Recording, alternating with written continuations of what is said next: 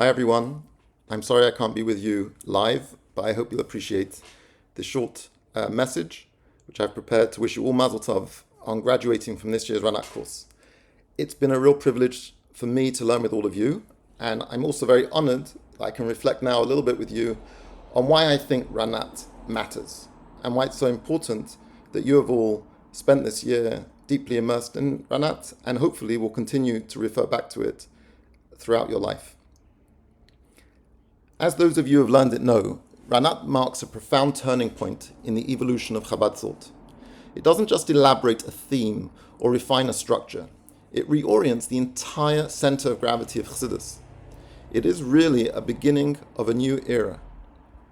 Until Ranat, the idea of Dira B'Tachtonim, that the purpose of creation is to make a dwelling for Hashem in the lowest world, was certainly present. The Alter Rebbe mentions it in Tanya, and every Rebbe builds on it. But Ranat is that moment where this idea stops being another theme, but as the defining goal of Chassidus.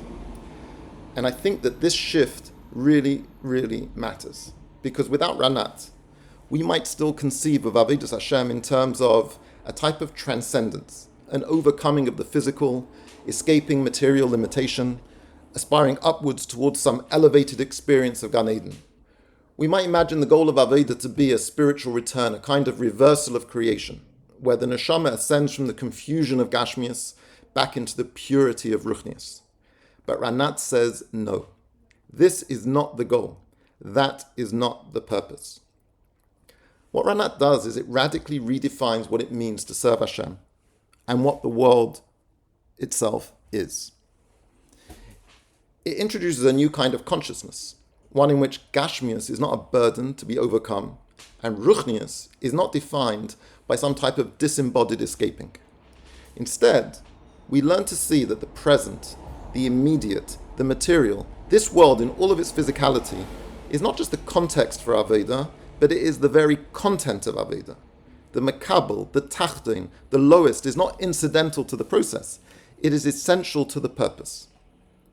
The goal is not to reach beyond the world, but to discover that Elokus is already here, but veiled in the texture of everyday life.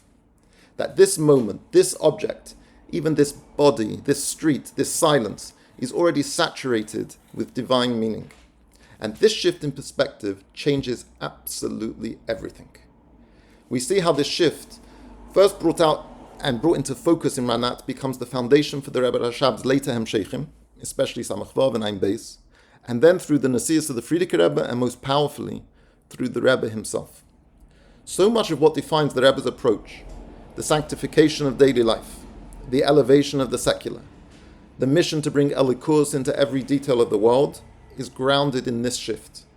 Dira B'Tachtonim becomes not only a concept, but a command, an instruction. And Ranat is where that begins. So why does Ranat matter? Because it teaches us that Elokus is not something far off to strive for. It is here, now, present in the very fabric of reality. And our job is not to transcend the world, but to learn to perceive it anew, to refine our inner world until we see Elokus in the outer world. This is not only a theoretical insight, it is a way of being. It transforms how we live, what we value, and where we find meaning. For all of you who have spent this year learning Ranat, I hope you feel how deeply this teaching has the power to change you. Not just what you know, but how you can see the world differently. I wish you all Mazel Tov on this amazing milestone, and may it be the beginning of many, many more in the future. And may we merit very soon to see the fulfillment of the ideas of Ranat with the coming of Mashiach, where the truth of Dira B'Tachtonim will be revealed not only in theory, but in every corner of existence. Thank you.